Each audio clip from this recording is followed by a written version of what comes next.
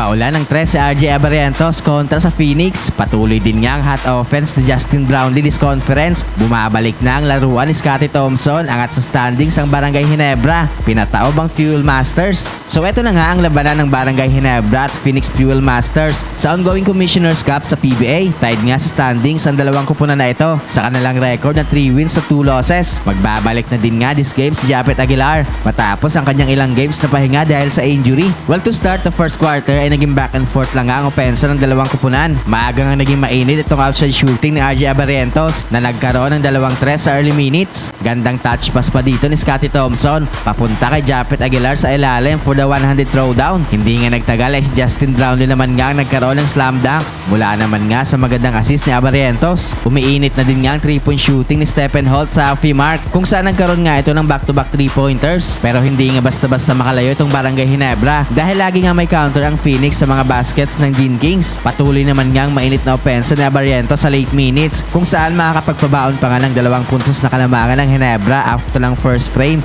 26-24. Second quarter ay biglang uminit nga dito ang 3-point shooting ni Ken Taffin sa early minutes. Gandang spin move pa dito ni James Dickey on traffic sabay layup and one. May counter naman nga ang Ginebra sa mainit na shooting sa labas ng Phoenix kung saan kumakana na nga ulit sa 3 si Stephen Holt at Abarientos pero naging unstoppable pa rin nga ang 3-point shooting ng Fuel Master sa late minutes na pinangunahan ni Perkins at Taffin. Kaya naman magtatapos nga ang first half na lamang ng 8 points ang Phoenix, 56-48. Third quarter ay patuloy nga ang pagkontrol sa game na ito ng Phoenix sa early minutes. Tuloy din nga ang kanilang mainit na shooting sa labas kung saan umabot na nga sa double digit ang kanilang kalamangan sa Barangay Ginebra. Pero entering the halfway mark nga ay biglang nagkaroon ng big counter ng Gene Kings. Umiinit na nga ulit dyan sina Scottie Thompson at Justin Brownlee. Bigla pang pumutok ang 3-point shooting ni Ralph Cook na nagkaroon ng back-to-back 3-pointers. Take over na nga itong si JB sa opensa ng Ginebra sa late minutes kung saan naging agresibo nga ito sa pag-atake sa basket. Tuloy na nga nakuha ng Ginebra ang kalamangan matapos ang another 3-point shot ni RJ Abarientos. Balik sa 2